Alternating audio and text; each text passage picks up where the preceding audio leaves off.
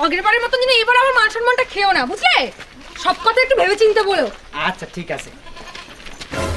এ মা, এ কি তুমি সব কি করছো রাস্তা মাঝে? ও মা, কি করে?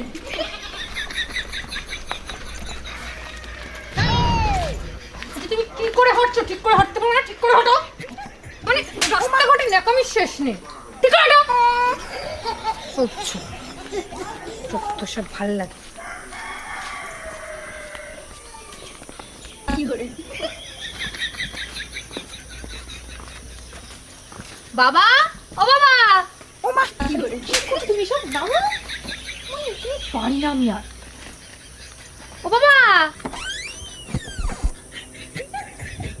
এমা তোরে এইছিস? দিদি ভালো আছিস? জামা বাবু এসো এসো ঘরে আসো। দিদি আয় ঘরে, ঘরে আয়। এসো এসো ঘরে এসো, ঘরে এসো। শোন বাবা, প্রথম শ্বশুর বাড়ি যাচ্ছিস, সবার সাথে সম্মান দিয়ে কথা বলবি, আর যারে দেখবি তারই প্রণাম করবি। থাক থাক বাবা থাক। আরে জামা বাবু, তুমি এটা কি করছো? আরে জামাই তুমি এ কি করছো? প্রণাম তো তাদের করতে হয় যারা তোমার থেকে বয়সে বড়। কি করে?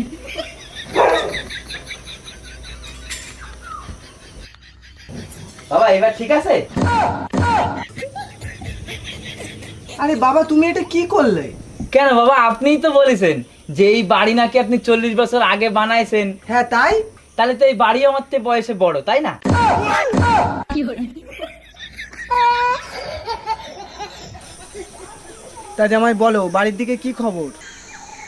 আর শোন, শ্বশুর বাড়ি গিয়ে যেন আমার বোবার মতন থাকিস না, সবার সাথে হেসে গেলে কথা বলবি, না হলে তো শ্বশুর শাশুড়ি তোকে আবার বোকা ভাববে।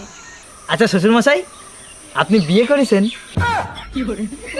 আরে জামাই আমি বিয়ে না করলে তোমার ওই শাশুড়ি কন্তে আসলো।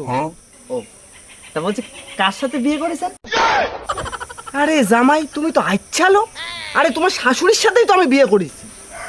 আহা, শাশুড়ির সঙ্গে শ্বশুরের বিয়ে, সম্পর্কটা কিরকম একটা ঘরে ঘরে হয়ে গেল না? বাইরে একটা অন্য ঘরের মেয়ের বিয়ে করলে তো এক ঘর আত্মীয় বাইর তো। কি বললি?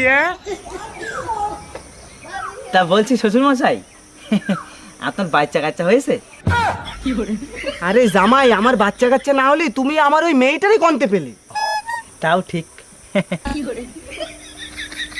আচ্ছা শ্বশুর মশাই, আপনার তো মেয়ে হয়েছে বললেন, হ্যাঁ হয়েছে। তা আমার শাশুড়ি মার কোনো বাচ্চা কাচ্চা হয়নি? আরে ভগবান, আমি কার পাল্লায় পড়েছি? বেশ তোমার সাথে কথা বলাই বেকার আমার। ওকে, শ্বশুর মশাই রেগে গেল কেন? কি বললি?